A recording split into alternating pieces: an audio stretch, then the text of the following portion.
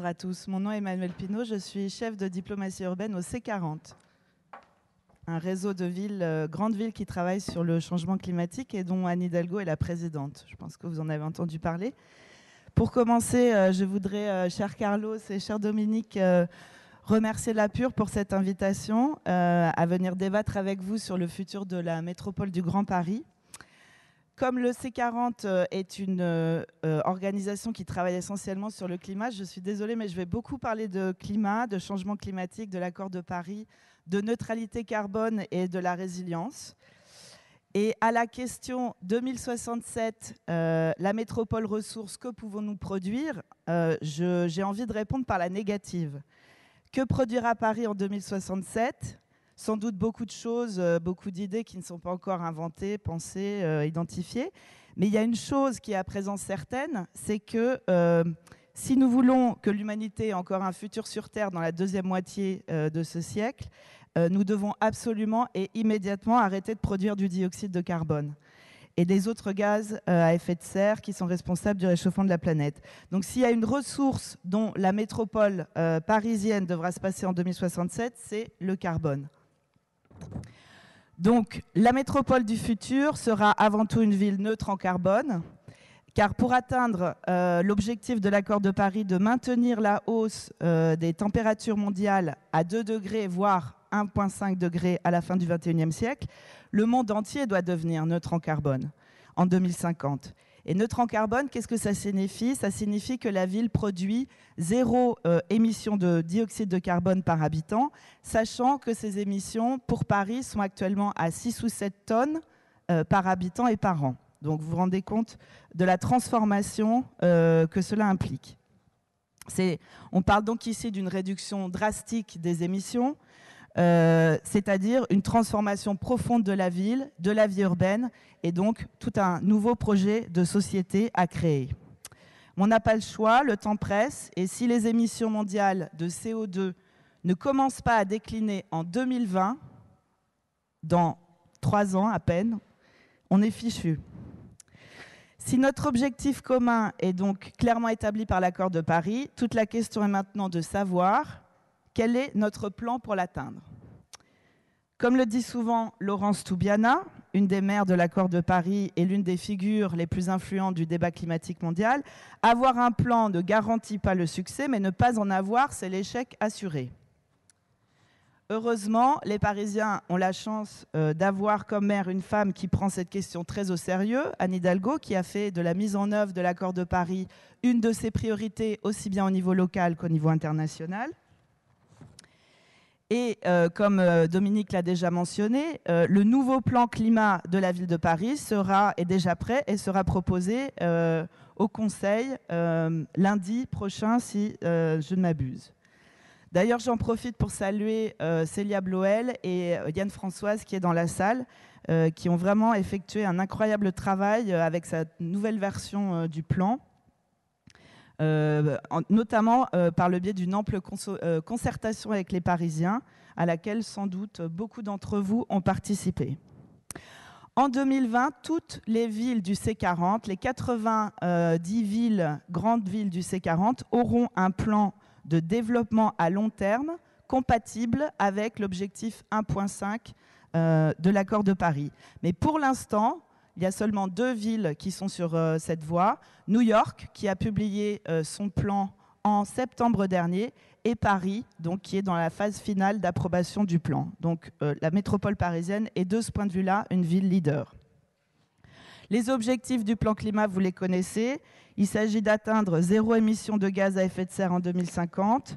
Pour cela, il faut faire de Paris une ville, un territoire à 100% énergie renouvelable, diviser par 2 la consommation d'énergie de la capitale, réduire de 80% l'empreinte carbone de la ville et compenser les 20% qui restent. Dans ce plan, 500 actions prioritaires pour l'atténuation et l'adaptation au changement climatique ont été identifiées. Voici quelques exemples. Dans le domaine de l'énergie, on parle d'équiper 20% des toits parisiens d'installations solaires en 2050 et de faire que tous les bâtiments neufs construits à Paris soient bas carbone et à énergie positive. Dans le domaine de la qualité de l'air, étendre la zone de circulation restreinte au niveau métropolitain pour 2030. Et le plan établit un objectif zéro diesel en 2024 et zéro véhicule à essence en 2030 à Paris. Ces mesures de qualité de l'air sont particulièrement portées par un certain nombre de villes au niveau européen et mondial. La ville de Londres et la ville de Mexico ont été une des pionnières à suivre Paris dans cette interdiction du diesel annoncée pour 2024. Il y a d'autres mesures dans le domaine de la mobilité, de la gestion des déchets que vous connaissez évidemment. Ce que je voulais juste souligner, c'est des choses un peu plus audacieuses et nouvelles que le plan apporte, qui je pense sont très intéressantes. D'abord, cette idée de végétaliser la ville, verdir la ville est une grande nécessité de créer des systèmes de rafraîchissement pour adapter la ville à la hausse des températures qui va venir. Et cette proposition de constituer un canevas de petites forêts urbaines à Paris d'ici 2050, avec l'espoir que Paris apprendra ici de la ville de Londres qui est en train de se convertir en ville-parc national. Et bien sûr, le chapitre sur l'alimentation durable, la promotion de l'agriculture urbaine et d'un régime alimentaire flexitarien, c'est-à-dire pauvre en viande, à l'échelle métropolitaine. Donc à la question « Que produira Paris en 2067 ?» une réponse positive cette fois, sans doute des fruits et des légumes pour sa consommation locale. Et d'ailleurs, vous le savez, la ville vient tout juste de créer 43 nouveaux espaces sur 30 hectares qui sont maintenant offerts à l'agriculture urbaine. Donc le chemin que la métropole parisienne a à parcourir dans les 30 à 50 prochaines années est donc relativement clair. Et la question, évidemment, c'est quelles sont les ressources, comment on va y arriver. Un tel plan demande évidemment d'importantes ressources financières et techniques, mais aussi et surtout, une ressource très importante, c'est la volonté politique qui doit être, pour cette période de temps, inébranlable, long terme, et qui nécessite aussi un soutien franc des habitants. Paris est très bien placé sur ces fronts. On est ici dans une capitale de l'innovation politique et sociale et aussi une capitale très connectée au niveau international. Aujourd'hui, comme vous le savez, les villes-mondes ne font plus rien dans leur coin.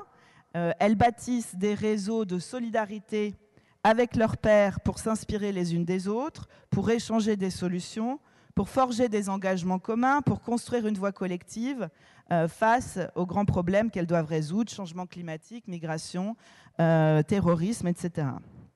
Les réseaux de villes sont devenus en quelques années un acteur important des relations internationales, capable d'influencer positivement les agendas mondiaux, comme ce fut le cas ici à Paris en décembre 2015, quand 1000 maires se sont réunis à l'hôtel de ville au début de la COP21 pour obliger les États-nations à trouver un accord sur le climat.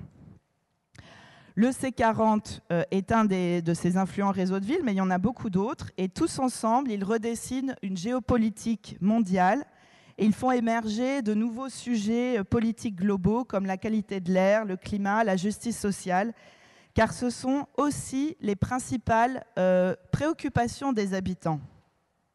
Car les habitants des villes sont eux-mêmes aussi de plus en plus connectés, polyglottes, cosmopolites, globetrotters, etc.